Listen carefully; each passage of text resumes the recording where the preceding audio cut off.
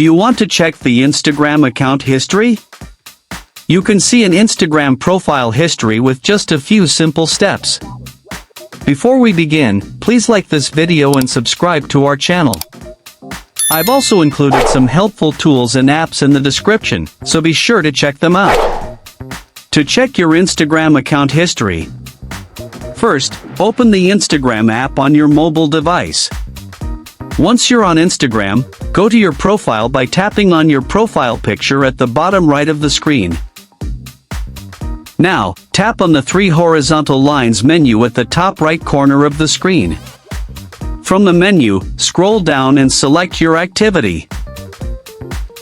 A new screen will appear with different options related to your account. Scroll down to the How You Use Instagram section and tap on Account History. Here, you can view all the major changes made to your Instagram account, including username changes, bio updates, email or phone number changes, and privacy or account type updates. You can also see the date and time for each change. By checking this section, you can easily track your Instagram profile's activity and see how your account details have changed over time.